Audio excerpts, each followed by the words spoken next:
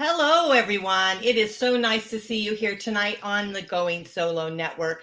This is WGSN-DB Going Solo, and we are radio, TV, and a podcast station. We are the #1 internet singles talk network, and our website is right up above me. It's goingsolomedia.com, so I hope you'll join me there at the website with all of our wonderful hosts that have terrific shows that they do each and every week, and we post them on there so you have them. But of course, you're listening either on Facebook or on YouTube live here tonight.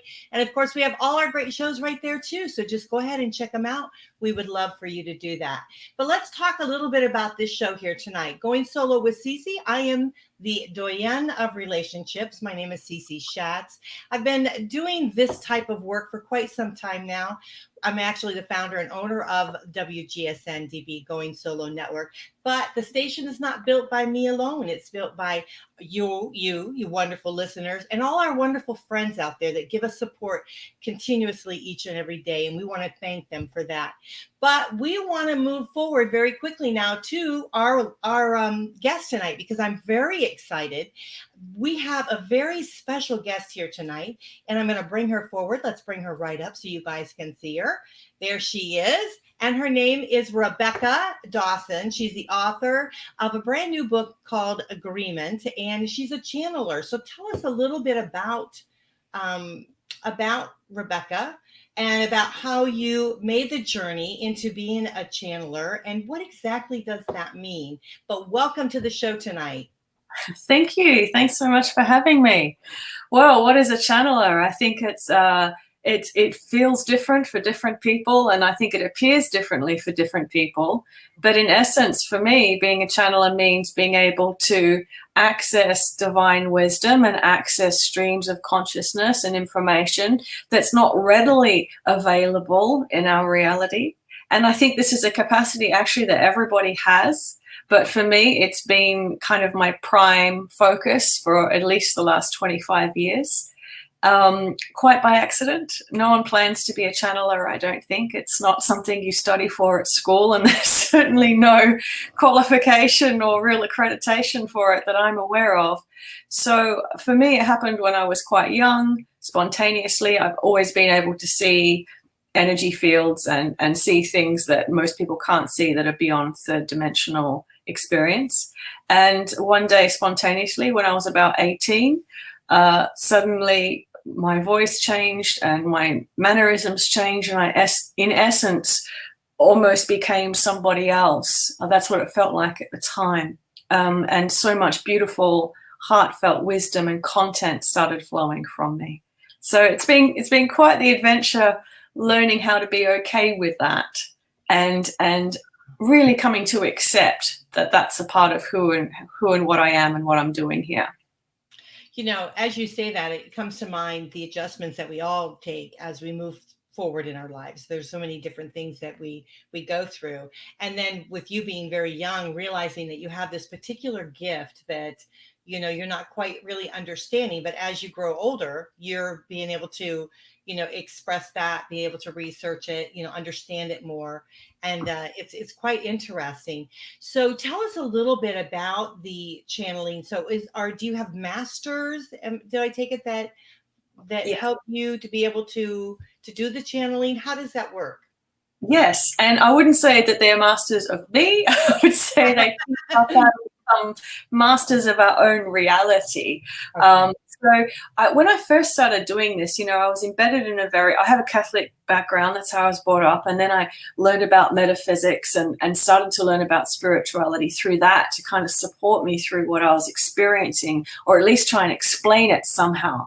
But what I found was that there was so much sense of hierarchy and so many rules and regulations and ritual that was involved in a lot of principles and practices around spirituality and indeed channeling, that I found didn't fit with what I was experiencing. So the type of information that started to flow through me really didn't sit within that box.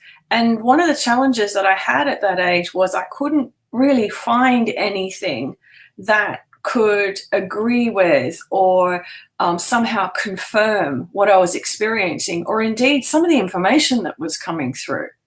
And that's because way back then, we were starting to bring through information about this paradigm shift and how the mechanics of reality are not working in cause and effect, and they're not going to be, and how humanity is going to be changing.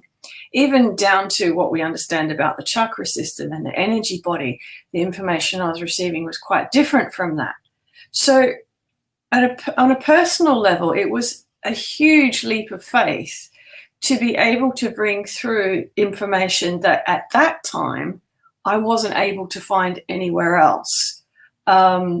And to really learn to trust in what was unfolding and what was happening. So it really has been quite an adventure. And I have to say that every day is a leap of faith because when you're doing something that feels so new and there's no reference for, the only way that you know that it's right is if it feels okay. And this has really been part of that unfolding for me, is that internal trust all the time. Yeah, tonight when we were talking about, what to call the show, and then, I realized that discover your truth, it truly is what it is about the essence of each individual, right? We all have our own gifts. We all have, something that's within ourselves that, you know, kind of goes out into the universe, and touches other people, no matter what type of work we do or what type line of life that we have, path that we have. But really discovering our own truth. And I really admire you for being able to step towards your life, realizing that you have a gift and that you're building up to it. And so let me ask you, when you were starting to understand that you do have this particular gift, did you do any kind of training, or were there people that influenced you to be able to channel more into being able to open this arena up for you? Well, I wish I could say yes, because I've tried really, really hard to find that. And to Because I was brought up in that whole paradigm of education and learning that I think we all have been, where you're a student and you need to find a teacher. Okay, this is happening for you. You need to be guided. And so that was my, prime focus in the years that followed, through to my mid-20s, was how do I find somebody who can help me with this so that I don't do the wrong thing or get led astray or go off the path, or because there was a lot of alarm bells that were ringing for other people around me who were saying, well, you're too young, you're not experienced, you shouldn't be doing this, you haven't earned your way there, who do you think you are, all of this kind of thing.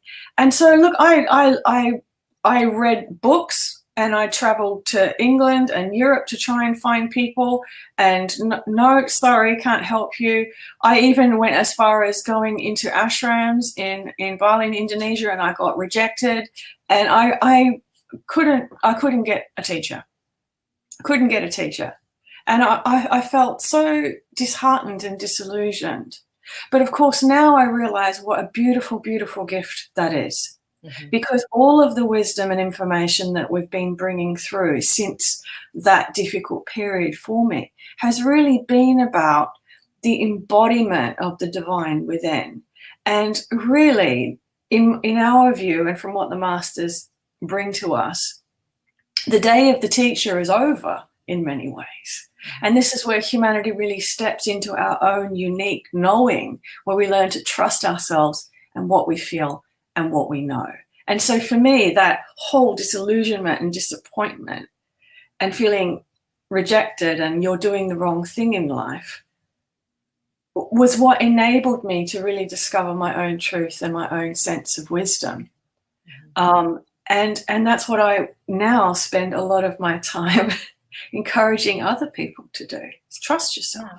So there's a shift that's been created. And so often when we reach those obstacles in our lives, there's a learning, a value, a learning thing for us, and something that we're supposed to be able to take away from it. And that's exactly what you've done, is like realizing that there are other people out there with the same type of gift, or maybe similar, or something different, but they do have a gift that needs to be explored, and it needs to be appreciated, and it needs to grow, right? and Right. and shared with others. And so to be able to now create that shift to help other people understand that you're not different, you just have a gift, and that you need to tap in on what that is, and what that means to you, and what it means to the path of your life. And so yeah, that's a pretty cool thing. Absolutely. And I think really, until we're willing, as humanity, to step into what we know internally to be right and to be true, and to really believe ourselves in any experience, we can't bring anything new into this world until we do that. Because just like something with, channeling, or it could be anything that you're doing, we always check outside of ourselves. Is this right? Does this match what's already being done? Is there evidence for this? Is there a certain amount of data and experience that agrees with what it is that you're experiencing? And there's a huge, in some ways, gap or problem that appears if you're feeling or experiencing something that there is no reference for. Mm-hmm. And to many, that can feel like a breakdown, or isolation, or I'm straying off the path, or I'm lost, I don't know what's happening. But in essence, what's happening is you're waking up, and you're going to be bringing something new to the planet. Now, a lot of the information that we were bringing through in content for books that came out 10, 15 years ago, no one had ever really heard of before. And there weren't really any references to what is this shift of fifth dimensionality, what does the end of the karmic cycle mean, why are the chakras changing, all of this sort of thing. But if I didn't have the courage to talk about that back then, there's a lot of people talking about it now, but there was no reference for it back then. So well, that you've written several books, and this latest book that you've written is The Agreement. So tell us a little bit about that, and what now, and we'll talk about some of your other books too. And I'd also like to, before we end tonight, I'd like to talk a little bit about your website, because you've got a fabulous website with a lot of content on it that I'd love to be able to share with other people. But let's talk about this new book that you've written, because you've written several others. So what made you want to write this type of book? Well, it's interesting, because this is the first book that I've really come out and spoken about the way that I am now, because this book for me is so powerful out of all of the content that I've delivered in 25 years, and there's a lot of it. This to me is the embodiment of a principle for life. And it's a principle for life and humanity as we're entering a new period on our planet. Mm-hmm. So for me, this book is timeless. And that's why I wanted to make sure as many people as possible read it, because it's a book that will still be incredibly relevant in 50, 100 years and so on. And it really is a principle for life that talks about natural law and natural mechanics for creation, and how humans are designed to operate and how we operate best, that is not in accordance to what we've learned about ourselves, to how we measure ourselves, to our external reality, to where we think our value and our success is. And it really is a complete repositioning of where we sit in our reality, so that we can actually start to create a new reality. Because I think, if anything, this year, 2020, has shown us that even though there's a part of us that wants to go back to how things used to be, there's also a lot of people waking up to discover that actually I don't want to go back to how it used to be. I want something better than that. Yes, absolutely. Absolutely. You're so right. And I think that this book would be a great read, as a lot of people are in the lockdown and not knowing exactly what to do. You might as well read something that maybe will create that shift in your life, because we're all looking for that shift, aren't we? And I hate to always say change, because we don't like change. We don't even like that word. Whenever we hear that word, our hair stands up on our arms, and we don't want to face or embrace change. But when we say the word shift, it's not so cumbersome. It's something that can happen slowly over time, and which is a wonderful thing. So That's yeah, I mean, I really appreciate the fact that you've written this book, and that you've gone out, and that you're actually talking to other people and bringing it forward. And that in itself is, a bit of a challenge for me personally, because I'm quite introverted, and I'm quite a private person, and I put out a lot of content, but I've always had the approach that, well, whoever needs to find it will find it. But with this book, it really spoke to me, and I feel that it will speak to many people, and it can really challenge the way that you think about where you are in life and how life actually works. So in many ways, the content in it is quite radical. So could you give me an example of what that would be like? So if someone's reading the book, like what can their takeaway can be? How can they create that shift for themselves? Well, a That's lot of people kind of who a question. I've had some really great reviews and feedback from people who have read it already, who say that they actually can feel themselves changing when they're reading it. There's something happening to their energy field. Their body starts to feel different. So for me, it's not just the information in it. There's something cellular happening for people when they recognize it, because the title of it is agreement. You're actually moving into agreement with natural law as you're reading it. So the basic premise of this book is that we're shifting away from a reality where everything is about cause and effect, which is where we have to expend energy or donate energy to get anything to move, to get any kind of effect or creation happening in our lives. And when we do that, we actually tend to take our focus off ourselves and towards the goal, and we lose our sense of empowerment in that moment.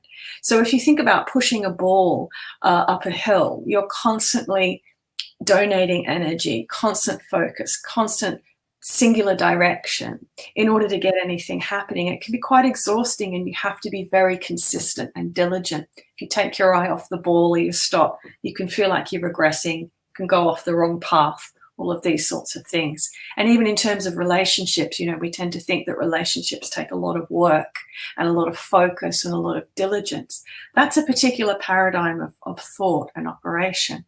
But when we move into fifth dimensional reality and beyond, we start to operate in a sense of resonance, which means that we sit in the totality of who we are. We're not donating or giving away energy. We're actually starting to see things that are in agreement with that resonance show up in our reality, and not just in one direction, but in multiple directions. So instead of there being one option to move forward in a relationship, for an example, or one option to have a choice for purchasing a house, for example, you start to see multiple things show up. So we start to have choice, true choice, for the first time. So it's wonderful. It sounds just amazing. And I've often talked a lot about in relationships that the more you learn, the more self-discovery you have, really the discover your own truth, would raise your vibration level. And then when your vibration level is raised, you're meeting people at a different place. You're meeting people at that vibration level. So you're coming up. So like if you're having trouble with dating, you're having trouble meeting people, or you're having trouble with anything, it's because your vibration level is down, and you haven't done enough to be able to get your self-help and get yourself into that other plane. So am I correct in my way of thinking? Well, I think that's great to look at vibration and resonance for ourselves, because what we tend to do is we tend to look at other people as separate to us and say, is this a match for me? Do I feel like this is going to be compatible? Rather than, I am a complete 100% match for myself. I'm sitting in my own totality, and that's what I'm showing up in this space in. Because what that does is it takes out all the negotiation.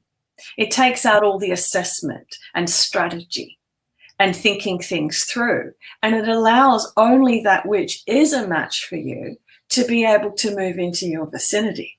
So it really takes out a lot of the selection process. It takes out a lot of the trial and error that we all go through with relationships. But one of the key shifts in relationships is, as we move into this new shift on the planet, this new experience, is we tend to think of relationships in terms of, what can I learn from this?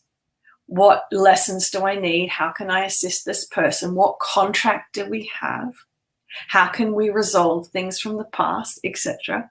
I know I certainly have thought about relationships like this. I think most people have. But as we move into this new paradigm, relationships become very different, because they don't become about resolving problems or helping heal things from the past. They become about, how can I have a more amplified experience of who I am?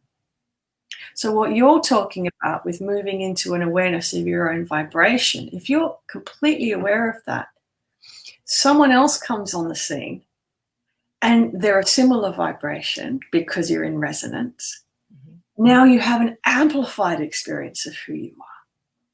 Right. So I liken it to a candle with a flame and another candle coming in, and instead of leaning in so it can catch a light, which is great, now you've lit up that candle, or they've lit you up, but one of you is going to burn down really, really quickly from that. Yeah. It's two candles sitting in a room, and now suddenly you can see more because you have an amplified experience of yourselves. So there is more opportunities that appear, and life appears fuller and brighter, and there's more space. So I think that's what we all want in relationships, is to feel more of ourselves rather than donate anything or seek something. Yeah, that's beautifully said, and that's so true. It's absolutely true. It's exactly what we all want. So what we're gonna have to do, I hate to do it, but we're gonna have to do a quick break. But when we come back, let's talk a little bit more about this wonderful book that you've written, Agreement. But let's also talk about some of the other books, and because those are the books that kind of led you up to this one. So I want to make sure that everyone knows, how important reading those books are. There for them also to be able to grow and expand with. So we're going to take a quick break, and so you'll just stick around, and it's just like a minute, and we'll be right back.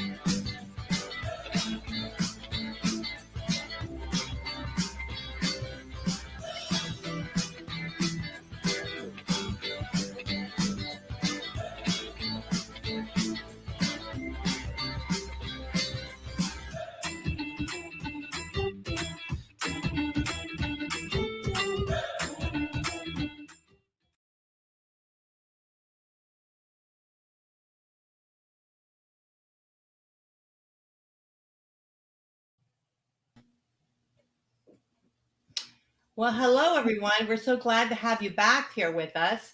Of course, you guys are listening to WGSN-DB Going Solo Network. I am Cece Schatz, a doyen of relationship building.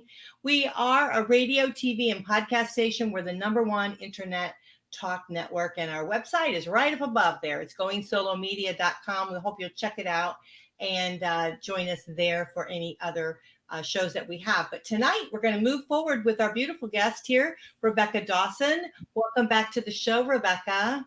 Thank you. Nice having you. Now, Rebecca is the author of Agreement, and she's also a channeler. We're talking today about Discover Your Truth. And, we covered a lot the first part of the show, and I've really enjoyed all that you had to share with us. But let's talk a little bit more about the book and how it might relate to what's happening in the earth today. So, we have the coronavirus, we have all of these things that are happening, all this shift that's taking place. So, tell us a little bit how that would relate when we're reading your book. Well, it's really interesting because we've been hearing about this shift with the masters and through things that we've been delivering content-wise for the last 10 years, 15 years at least. And this shift for humanity happens on every level. So it's not just about a frequency, it's about how our bodies work, it's about the systems and structures on the planet, it's about how we create and manifest. Every single thing that we understand life to be, the whole foundation for that shifts. And we've known about this for some time. Now, when this has happened on the planet before, and it has happened 5 times at least, we've had a big shift like this on the planet. But how it's happened before is that it's been the end of a cycle. And when the end of the cycle has happened for life, that there's an ice age, there's some kind of cataclysmic event where the physical experience ends collectively so that something new can begin and things can really start again. Now, what's happening differently this time, which we've known about for quite some time, is that this is going to be the first time that this happens on the planet without requirement for a physical death, without requirement for life to come to an end to start again. And it's incredulous that this can happen, but it also can be incredibly disruptive, because what humanity has come to depend on the most at the end of this cycle is our external systems and structures, more so than any other period of time that humanity has had on the planet. We have become so tethered to externalized systems of belief, externalized systems of thought, of regulation, of abundance, of information, that is the part of the ending of this cycle that's actually we're starting to see now. So when we look at what's happening this year on the planet with what we call COVID, and everyone's being encouraged to go back to themselves. Some of us through isolation, through losing jobs, through a lot of people have come out of relationships, particularly in the last 18 months to 3 years, in preparation for this, because even relationships have been based on structure and contract for many people. So the systems were always going to be the most disruptive part of this paradigm shift, and indeed the last part to shift, where we've seen people's emotions changing in the last 5 years, their identities, relationships, their interests, how they feel about things. A lot of people have had body changes, what people call ascension symptoms. So a lot's been happening on every other level, but the thing that hadn't shifted yet was the external systems and structures. And so what's happening on the planet right now is we are really seeing that come into visibility. And I think that there's a lot of question about how effective systems are. Do they really support us, or do we support them? There's all of these questions that are starting to happen now, and the exposure of how the structures and systems on the planet are working and how they've been set up is never more apparent, has never been more apparent than it is now. So this can seem to be the most frightening aspect of a paradigm shift, apart from physical death, because we've come to rely upon it so much. But it's also a wonderful opportunity for us to discover as humanity and real community, because the community that's happening now is not necessarily community that's about the structures. It's community, us reaching out to each other because we've kind of become untethered a little bit. We're less reliant on them because we don't really know what we can rely on right now. We start to believe in ourselves again. And really, this is about a return to sovereignty and a return to empowerment of the self and the consciousness of who and what we are as humans. And when that happens en masse, then we can really begin to create some fantastic things for the planet, because so much of our energy and focus has gone into upholding external structure and systems. What could we do if we actually decided to do things from joy rather than from obligation? Yeah, I look at relationships how they are and what's happening, in my, and I know you're from Perth, and I'm from the United States, and so much has happened here in the United States with, it's just amazing with about relationships. When you thought things were really going very well, then all of a sudden it's been, you know, just the awareness that humanity is just, you know, abrupted. It's amazing to me that, some of the things that have taken place and the violence that we have here in the States now. And it's just, so it's created a lot more awareness that, like you were saying, that, things are just not really as they're perceived. And, we definitely need to create something different. We need to shift somewhere. And I think it has to start with us, Right. individually. And we see what you're saying about a lot of people moving out of relationships, and sometimes it happens out of the blue. I know many people who around the world who have suddenly woken up one day and all of a sudden they realize they shouldn't be with the person they're with. Mm-hmm. And it's like a switch. So that's highly indicative of anything that's around self-sacrifice or contract coming to an end. Mm-hmm. And sometimes you can't explain it. You were quite happy in that the day before, and suddenly you're seeing things differently. Suddenly you want something different, but you might not even know what that is yet. But it's so apparent to you. Mm-hmm. So we're seeing that a lot in how we relate to each other as well. But a lot of people are becoming less tolerant. And sometimes we think that being less tolerant is problematic. But in a very gracious way, being less tolerant also means that we're starting to honor ourselves. Mm-hmm. And what enables us to become more of ourselves. Mm-hmm. Yeah, and I've had this conversation with many people with regards to, relationships today are not like they used to be. They're not looked at differently. And I know dating, we talk a lot about dating here on our station, and dating is taking a shift. There's something that, that's happening within dating, the relationships. And a lot of the older people, they're looking at, now they're out in the dating arena and they're looking at building a relationship totally different than what they, had started at the first part of their lives. And so it's definitely, relationships have definitely taken a turn, taken a shift. And I'm not saying whether it's good or it's bad. It's just that I'm noticing a definitely difference, but it is centered upon what's good for oneself.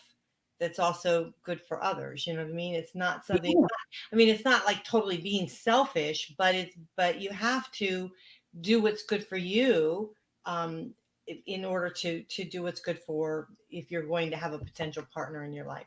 I absolutely agree with you. And I think it's something that a lot of people misunderstand, because really service to the self mm-hmm.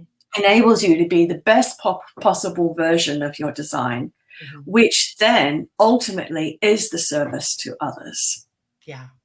Look, I got married at a very young age. I've actually just recently divorced as well, and which I never expected would happen. And I realized that entering that experience of marriage and being in that for 20 or so years, my whole understanding of that when I went into it was based on service, mm-hmm. and service to another, service to family, service to the community. But there wasn't any service to myself in there. And it's so interesting how that, I feel, is happening en masse for so many people, mm-hmm. where they're waking up to their own sense of value. Mm-hmm.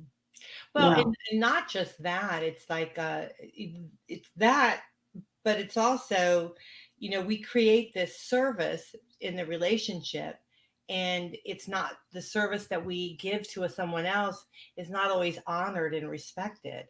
and so if that person moves on to something else or whatever, they don't respect all that you've actually given to them. So without, and then you don't honor yourself as you're giving that service. So you've actually done a tremendous disservice to yourself, because you're left there trying to figure out, now who am I, what am I? Because for years I never really opened, what was really good for me, what the joy was for me. And that's a shame, because families, didn't really know who you are. You know what I mean? So you're like, if you have older children, or you have children, they don't really, all they got is the mom that was of service. They didn't get the mom of the unique personality, or the dad that is pretty awesome and all those things. So I really do feel your book is really going to open eyes, and really going to make us look and shift and look at things differently, look at our lives differently. So I think it's important. Let's talk just briefly, because I want to make sure we get everything in here, because there's always a lot to cover. You've had a wonderful life, and so you've given us, many wonderful books. And so I want to make sure that we address some of those. But your very first book, I believe, was The Human Experience. The New Human Experience. The New Human Experience. I'm sorry, I apologize for that. So that was your first book. And then you went on to write Elements of New Reality, which is an ebook. Am I correct? Yes. Okay. So you have that too. So just share with us a little briefly about each of these books, so that if someone wants to, should they buy them in order, or does it not matter? So like, if they buy your new book and read it, they can still go back and read these and still write.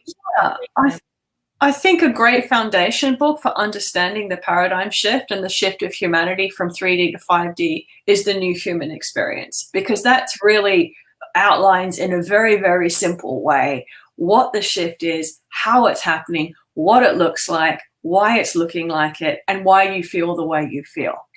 And that book was really born out of me seeing, hundreds and hundreds, thousands of individual clients and patients in a clinic setting who were all coming in for counseling or for energy or body work, because they couldn't understand why things were getting disrupted and going haywire. And so from all of that information and the channeled information, we've been able to map out, this is what's happening and why. So that's a really great handbook to understand all of the disruption and to know that you're absolutely normal in what you're experiencing right now. And it's been a relief for many people to read that book, because they're like, oh gosh, now I understand why this is happening and why I feel the way that I do.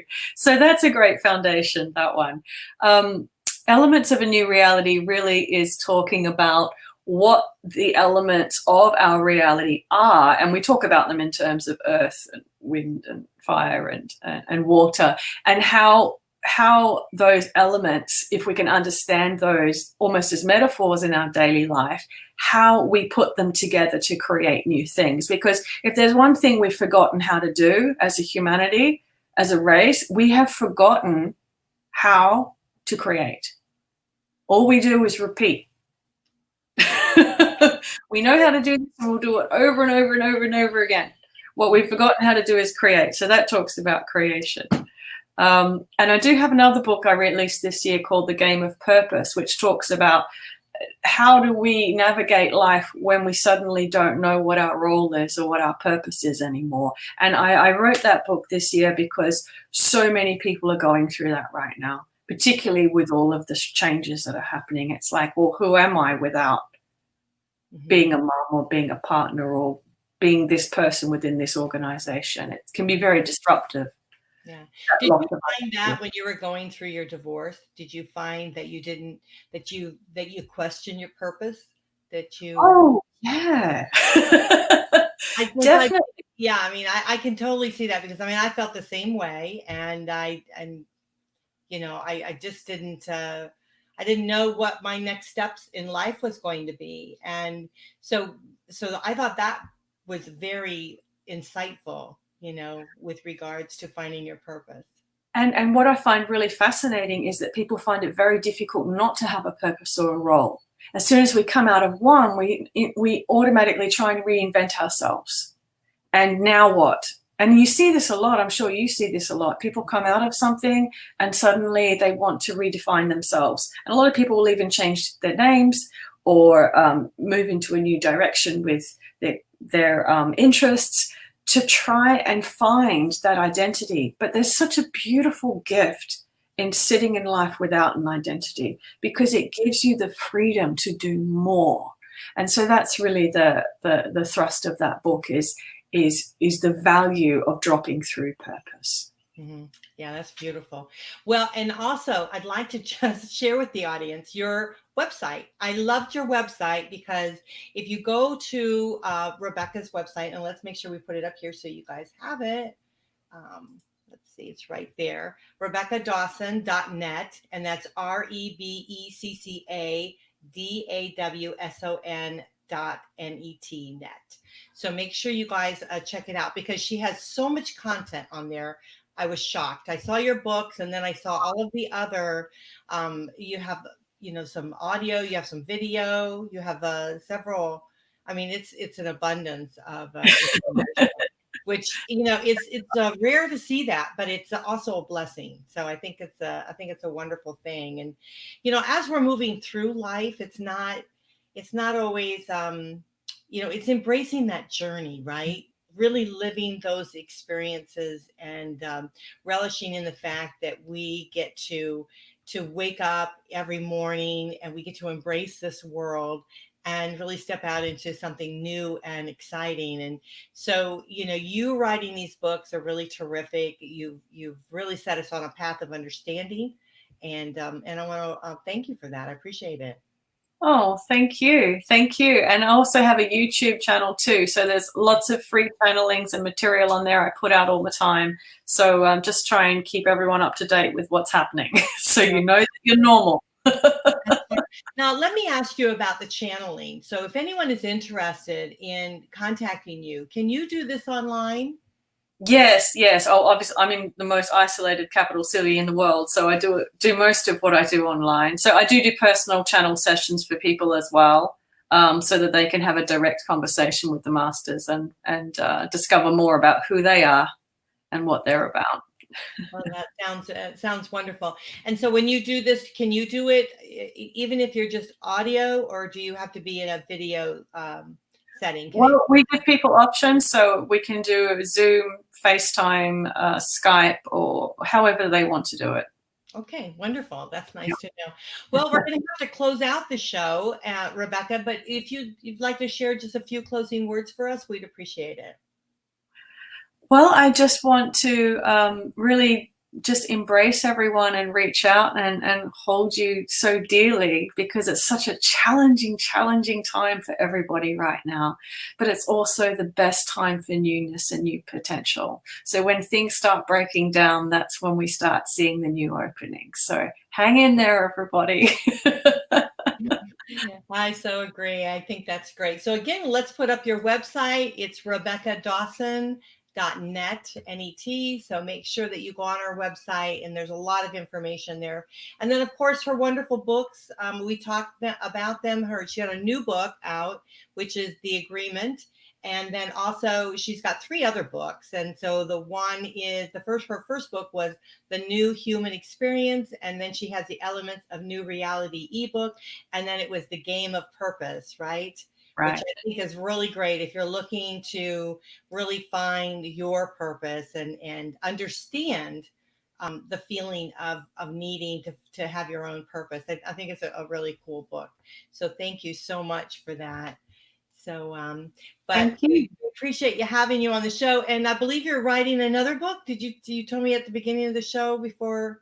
Oh, I didn't tell you that actually, but you must have picked it up because I am writing another one. Oh, you didn't? I must have picked it up. Yeah. So see, I'm finding out my purpose. So yeah. So yeah. Well, we're going to look forward to the next one, and we're going to ask you to please come on with us again and Thank you. would love it. And you're welcome anytime. We'd love to have Lovely you. to be here. Thanks so much. That would be great having you.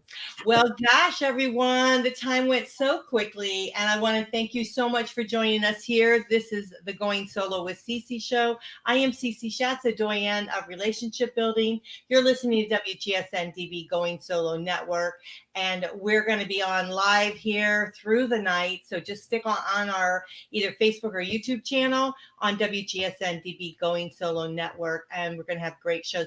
Stick around. We got the Veterans Corner coming up, and I love that show. So I hope you guys will embrace it as much as I do. So I will see you guys there because I'm going to be watching it too. So I'll see you then. Bye. I'll see you back here next week. Bye.